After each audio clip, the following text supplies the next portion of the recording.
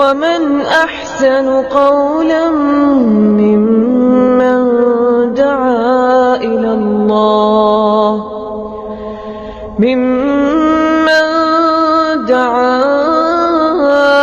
الله وعمل صالحا وقال إنني من المسلمين. ኢማሙ አቡ ዳውድ ክፍል 3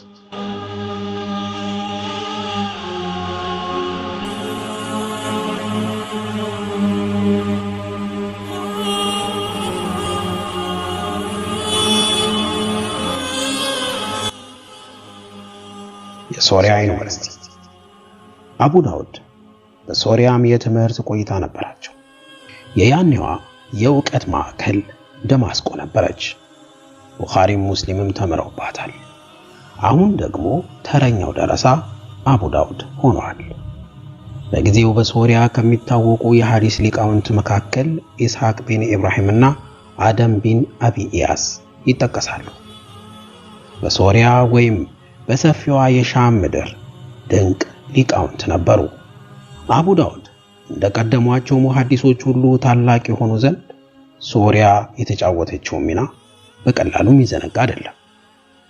ኢማሙ ሙስሊም ቢን ሐጃጅ በሶሪያ በረሃ መማር ሲጀምሩ ሶሪያ ውስጥ መሆናቸውን አያውቁም ነበር።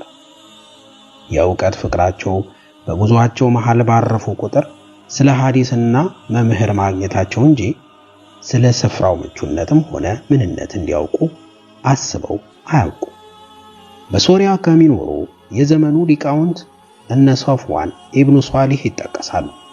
አቡ ዳውድን በእውቀትም በስነ ምግባርም የቀረጹ ምጡቅ ምሁሮች መሆናቸውን አይዘነጉም። ዛሬ የሶሪያ ምድር ከኢስላማዊ አሻራዋ በብዙ መልኩ እየራቀች መምጣቷ እሙን ነው። ትናንት የነበራት ድንቅ ታሪክ ዛሬ መደብዘዙ ያሳዝናል። ጥንታዊ ታሪኳ ከኢብራሂም አለይሂ ሰላም ዘመን ጀምሮ በነብዩ መሐመድ ሰለላሁ ዐለይሂ ወሰለም ዘመንም የታየ ነበር። ሻም የሚለው ስም የሚታወቀው ሰፊ የመካከለኛው ምስራቅ ግዛት ሶሪያን ማዕከል ያደረገው የበረሃ ምድር መሆኑን ልብ እንበል።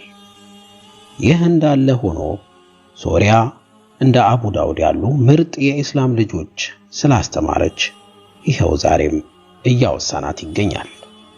የሂጃዝ ዩኒቨርሲቲ ከስፍራዎች ሁሉ ቅዱስ፣ ከውብ መሬቶች ሁሉ ውብ አፈር ያላት የምድር ማዕከላዊ ስፍራ መገኛ በረሃማ መልክዓ ምድር ናት ሂጃዝ።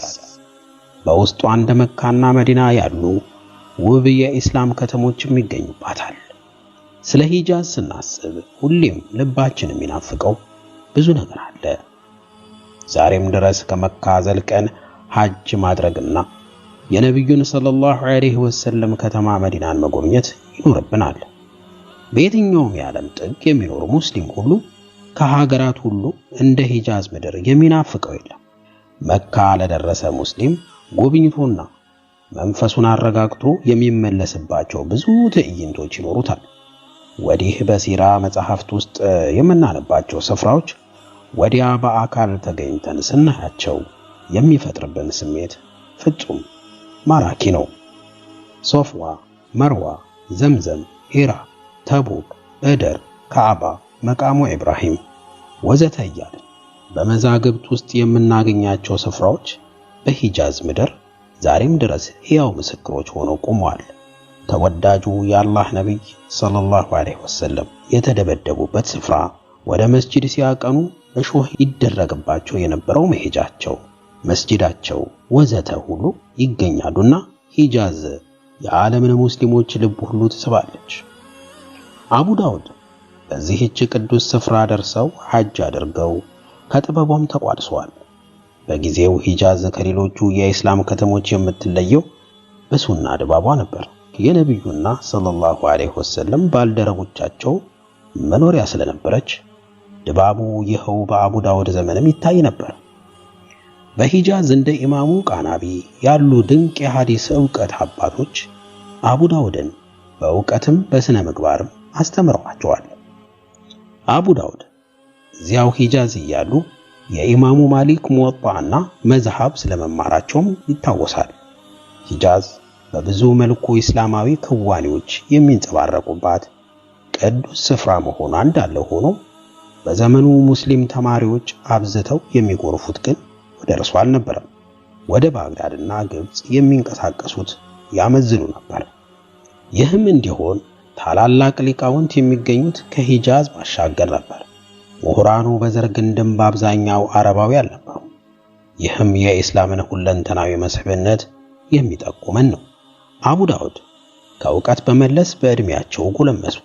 እድሜያቸው ሲቆጠር የሐዲስ ግንባታቸውን መጠን እየቆጠረ ነው። ከሲጂስታን ግዛት ከወጡ ወጣት ተማሪዎች ፈጣንና ንቁ የተባሉት ሲመረጡ አቡ ዳውድም አንዱ ሆኑ። ከኢማሙ ሙስሊምና ኢማሙ ቲርሚዚ ጎራም ተቀላቀሉ። ለአቅመ አዳም በደረሱ ጊዜም አገቡ። አላህም በልጆች ጸጋ አከበራቸው። የወጣትነት ጊዜያቸውን በጥሩ ንቃትና የሐዲስ ትምህርት አጠናቀቁ። በ330 ዓመተ ሂጅራ አብደላህ የተባለ ልጃቸው ተወለደ። አብደላህ የአባታቸውን ፈለግ ተከትለው ታላቅ የሐዲስ ምሁር ለመሆን የበቁ ሊቅ መሆናቸውን ልብ እንበል። በብዙዎች ላይ ከፍተኛ ተቀባይነት የሚያተርፉ ነበሩ። ሕይወታቸው ሲያልፍ ወደ 300,000 የሚደርስ ሰው ነበር በጀናዛቸው ላይ ለመስገድ የተሰባሰበው። አብዱላህ እድሜያቸው 10ዎቹን ሳይሻገር ጀምሮ ከአባታቸው ከአቡ ዳውድ ጋር ይጓዙ ነበር። ይህም አባትና ልጅ ስለ ዕውቀት ብለው ያደረጉት ስደት መሆኑን ልብ እንበል። ሁለቱም በኢስላም ታሪክ አሻራ እንዲኖራቸው አብረው ብዙ ርቀቶችን ተጉዘዋል። ኢራቅ ውስጥ መኖሪያቸውን በባስራ ከተማ አደረጉ። ባለፉት ዘመናት በስራ ታላላቅ የሚባሉ የእስልምና ሊቃውንት ወጥተውባታል። ሆኖም ቀስ በቀስ በተለይ ከግሪክና ፋርስ ፍልስፍናዎች መስፋፋት ጋር ተያይዞ በበስራውያን ሙስሊሞች ልብ ውስጥ ችግር የሚፈጥሩ ቀደሪያዎችና አፈንጋጮች እየበዙ በመምጣታቸው የከተማዋ እስላማዊ ድምቀት ፈዘዘ። አቡ ሐኒፋ ወደ በስራ ከ20 ጊዜ በላይ መመላለሳቸውንና በተለያዩ እስላማዊ ጉዳዮች ላይ ውይይት ማድረጋቸውን ይገልጻሉ። ሆኖም ከፍተኛ ጭቅጭቅና ክርክር የሚያበዙ ሰዎች በመፍለቃቸው በአላህ ላይ የነበረውን የሙስሊሞች ቀና እምነት ለማፈራረስ የሚታገሉ ሆኑ። ይህ ክዋኔ በኩፋና በባግዳድ ከተሞችም መፈጠሩ አይካድም። የበስራውያን ግን በመጠን ከፍ ያለ ሲሆን በአፈንጋጩ ፍልስፍና ተጽዕኖ ስር የወደቁ ሙስሊሞችም ጥቂት አልነበሩ። በስራ ለኢስላም የዕውቀት ግንባታ ሂደት በተለይ በቋንቋና ሎጂክ እድገት ከፍተኛ ሚና እንደነበራት አይዘነጋም። በአቡ ዳውድ ዘመን ግን ከሌሎች የዲን ከተሞች ይልቅ ቀዝቀዝ ብላ ነበር። ብዙዎች የኢልም ሐለቃዎች የሚገኙትም በባግዳድና በግብጽ ነበር። ኩፋም ቢሆን የባግዳድን ያህል ደማቅ ነበረች ማለት አይቻልም። የኩፋ ድምቀት ሆኖ የታየው በኢማሙ አቡ ሐኒፋና ተማሪዎቻቸው ጊዜ መሆኑን ልብ እንበል። አሁን ግን የፖለቲካ መቀመጫ የሆነችው ባግዳድ እንደ ኢማሙ አህመድ ያሉ ድንቅ ሊቃውንትን በማቀፏ ተማሪዎችም ወደ እዚያው በእጅጉ ተስበዋል። ኢማሙ አቡ ዳውድ ቀዝቃዛም ብትሆን በባስራ የነበራቸው ቆይታ ያጠኗቸውን ሐዲሶች ለማዋቀርና ለማነጻጸር ተጠቅመውበታል። በእድሜያቸው የሰሩትን እጅግ ታላቅ ጥራዝ ለማጠናቀር ሰፊ የጥሞናና የማስተዋል ጊዜ ማግኘት የግድ ያስፈልግ ነበር። በተለይ ሷሂህ ሐዲሶችን የመለየት ዘዴ በቀላል የሚታይ አልነበረም። የተጣረሱና የተፈጠሩ የውሸት ሐዲሶች እጅግ የተስፋፉበት ዘመን ነበርና ሐዲሶች ከፍተኛ ጥንቃቄ እንዲያደርጉ አስገድዷቸዋል። አቡ ዳውድ እንደቀደሙት ሊቃውንት ሁሉ የራሳቸውን የሐዲስ ደረጃዎች በማስተዋወቅ የሐዲስ አጥኞች እንዳይቸገሩ ቀላል የማይባል አሻራ ጥለዋል። በአንድ አካባቢ ለብዙ ዓመታት የሚቆዩባቸው አጋጣሚዎች ቢኖሩም ስለሰሙት ሐዲስ አንዳች ማጥሪያ ሲፈልጉ ግን ወደ ሐዲስ ምሁራን መገኛ ከተሞች ያቀኑ ነበር። ይህ ከፍተኛ የሐዲስ ንጽር ፍላጎታቸው ኢማሙ አህመድን ሳይቀር ያስደመመ ነበር። በጣም በርካታ ሐዲሶችን በሕይወት ዘመናቸው አሰባስበዋል። የወጣትነት ጊዜያቸውን በሚገባ ተጠቅመውበት ነበር ማለት ይቻላል። መኖሪያቸውን በባስራ ያድርጉ እንጂ አቡ ዳውድ እንደ ባግዳድ ላሉ ከተሞች የነበራቸው ፍቅር ከፍተኛ ስለነበር መመላለሳቸውን አላቆሙም።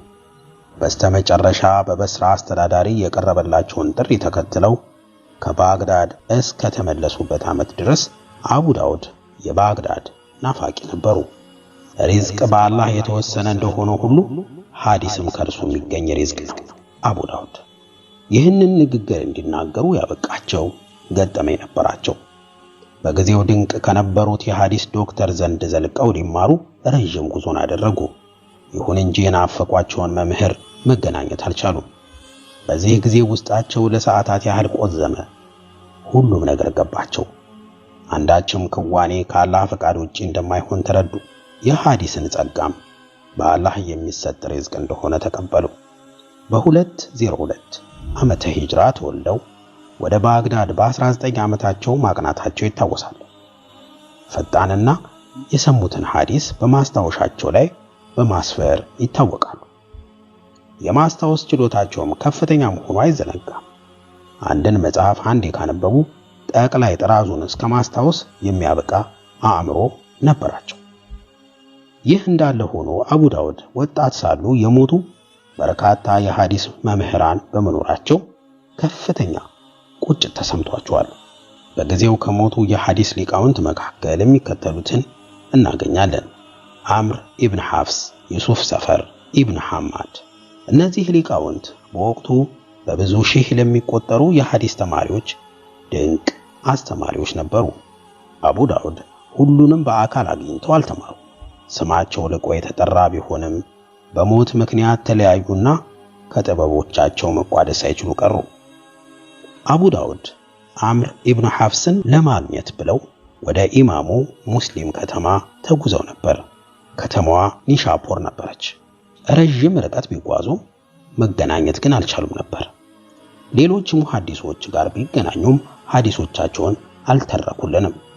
ሐሳባቸው ሳይሳካላቸው ነበር የተመለሱት።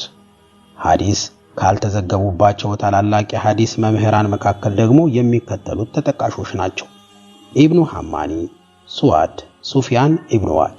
እንደ ኢብኑ ሙሳ ካሉት ደግሞ አንድም ሐዲስ የመስማት ዕድል አላገኙም ነበር። ኢማሙ አቡ ዳውድ በዚህ ገጠመኛቸው ያዝናሉ። እነ ቡኻሪን ሳይቀር ያስተማሩ ድንቅ የዘመኑ ልሂቃን መሆናቸው እሙን ነው። ይሁን እንጂ በተለያዩ ምክንያቶች አቡ ዳውድ ሊያገኟቸው አልቻሉም። ቢሆንም ግን ሌሎች ድንቅ መምህራን ነበሯቸው። ኢማሙ አቡ ዳውድ ድንቅ ከሚሏቸው ምሁራን ጋር አይገናኙ እንጂ ከሐለቃዎቻቸው ቁጭ ብለው የተማሩባቸው መምህራን እጅግ ከፍተኛ ተቀባይነትና ልቅናን የተጎናጸፉ ነበሩ። ከሲጂስታን የጀመረው የልጅነት ዘመን ጥናት ከእድሜያቸው ማደግና ጥንካሬ ጋር አብሮ እያደገ በመጣ የመማር ፍላጎት ተተክቷል። በርካታ ሀገራትን አቆራርጠው ከ300 በላይ መምህራንን አግኝተዋል። ከመምህሮቻቸው መካከል የሚከተሉት በዋናነት ይገኙበታል።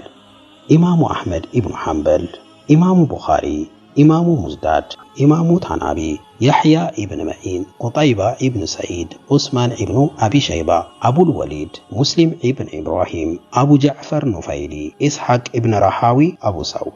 ኢማሙ ሙስሊምን ጨምሮ ከበርካታ ታላላቅ የሐዲስ ተማሪዎችና ሊቃውንት ጋር ሆነው ሐዲሶችን ያጠኑ ነበረ። ከጥናታቸውም ባሻገር በሐዲሶቹ ዙሪያ መወያየትና ስለ ዘገባዎቹ ደረጃዎች መጠያየቅ በጊዜው የነበረ አንዱ የኢስላማዊ ጥናት መገለጫ ነበር። ከመምህሮቻቸው ጋር የተገናኙባቸው ከተማዎች ኹራሳን፣ ኢስሐቅ ኢብኑ ረሃዊ፣ ባስራ፣ ሙስሊም ኢብኑ ረሃዊ፣ አብደላህ ኢብኑ ረጃህ፣ አቡ ወሊድ፣ ሙሳ ኢብኑ እስማኤል፣ መካ ቃናቢ፣ ሱለይማን ኢብን ረሃቢ፣ ኩፋ ሐሰን ኢብኑ ዓረቢ፣ አሕመድ ኢብኑ ዩኑስ፣ ሐራን አቡ ጃዕፈር ኑፈይሊ፣ አሕመድ ኢብኑ አቡ ሹዓይብ፣ ሒምስ ኢብኑ ሹራይህ፣ የዚድ ኢብኑ አብዱራቢህ፣ ደማስቆ ሰፍዋን ኢብኑ ሷሊህ፣ ሂሻም ኢብኑ አማር፣ ባልክ፣ ቁጠይባ ኢብኑ ሰዒድ፣ ግብፅ አሕመድ ኢብኑ ሷሊህ፣ ራኢ ኢብራሂም ኢብኑ ሙሳ። ልብስን እንደ መጽሐፍት ኮሮጆ። አቡ ዳውድ ሕይወታቸውን በሙሉ ለሐዲስ ጥናትና ለኢባዳ የሰጡ ሰው ነበሩ። ከዓመት ዓመት እየጎላ የሚሄድ የትምህርት ፍቅር ይነበብባቸውም ነበር። በርካታ ሊቃውንት ይህንኑ እውነታ አስታከው የተናገሯቸውን ብሂሎች ማስቀመጥ ይቻላል። ከዚያ በፊት ግን የራሳቸውን የትምህርት ዘዬ እንመልከት። ልብሳቸውን ሲያሰሩ ወይም ሲሰፉ እንዲህ ይሉ ነበር። ከሁለቱ እጅጌዎቻቸው መካከል አንዱ ሰፊ ይሆናል፣ ሌላኛው በእጃቸው ልክ ይሰፋል። ስለዚህ ጉዳይ ተጠይቀው የመለሱት ምላሽ ማስታወሻዎቼን ለመያዝ እንድችል ነው የሚል ነበር። በሄዱባቸው ስፍራዎች ሁሉ ማስታወሻዎቻቸውን ሳይዙ አይንቀሳቀሱም። ሁሌም ሐዲስ ሊያገኙ የሚችሉባቸውን አካባቢዎች ይመርጣሉ። እያንዳንዷን ዕለት በአዲስ ዕውቀት ለመሞላት እቅድ ነድፈውና ዱዓ አድርገው ይወጣሉ። እንደተለመደው በሰፊው እጅጌ ውስጥ የማስታወሻ ወረቀቶቻቸውን ይጨምሩና ለጥናታቸው የመምህራንን አለቃዎች ይታደማሉ። አቡ ዳውድ ምንም እንኳ ከፍተኛ የሆነ የማስታወስ ችሎታ ቢኖራቸውም ማስታወሻ የመያዝ ባህልም ነበራቸው። የልብሳቸው አሰፋፍ ውበቱን ቢያጣም አንድም ቀን አስበውበት አያውቁም። በኋላኛው የሕይወታቸው ዘመን ከፍተኛ አድናቆትና ዝና አትርፈው እንኳ ለታይታ ራሳቸውን አጋልጠው የዋሉበት ቀን አልተመዘገበም። ነገሩን ወዲህኛው ዘመን ካለ ገጽታ ጋር ያነጻጽሩ። በአለባበሳችን ጥቂት እንከን ኖሮ በሰው ፊት ለመቆም የምንዳፈር ሰዎች ኢምንት ነን። በአላህ ዘንድ ስለምናገኘው ክብርና ደረጃ ከማስተዋል ይልቅ ሰዎች ምን ይሉኛል የሚለው አተያይ እጅግ ያሳስበናል። ከምንበላው ቀንሰን የአላህን ዲን ለማጥናት ከማሰብ በላይ ዱንያዊ ሕይወታችን ይማርከናል። የኢስላምን ሊቃውንት ታሪክ ስናጠና ሕይወታቸው እንደ ተረት የማይቻል ይመስለናል። የአቡ ዳውድ ስለ ትምህርት ፍቅራቸው ማስታወሻዎቻቸውን በጥንቃቄ መያዝ እንዲችሉ እጅጌያቸውን ሲያሰፉ የልብሱ ውበት ምን ያህል እንደሚቀንስ ማሰብ ከባድ አይደለም። ኢማሙ ቡኻሪ ለ40 ዓመታት ያህል ከዱንያ ፍሬ ራሳቸውን አግልለው ሲኖሩ በመራባቸውም ሆነ በመታረዛቸው ቅሬታ ገብቷቸው አያውቅም። ይህንን ያህል መስዋዕትነት ከፍለው ወዲህ ላለነው ተከታዮቻቸው ያተረፉልን በረከት ከወሰን በላይ የሚያስደንቅ መሆኑን እንስማማለን። ቡኻሪም ሆኑ አቡ ዳውድ ለኢስላም የማለዳ ፍካት መሆናቸው ግልጽ ነው። የተማሩትን በማስታወሻ ለማስቀረት የነበራቸው ጥልቅ ስሜትም እጅግ የሚያስደምም ነበር። ደከመኝ ወይም አቃተኝ የሚሉ ቃላት የማይወጣቸው አቡ ዳውድ የቀደሙ መምህሮቻቸውን ፈለግ ተከትለው ሙሉ ሕይወታቸውን በእውቀት ጥናት ላይ መስዋዕት በማድረግ ሕያው አሻራቸውን ሰጥተውናል። ይቀጥላል።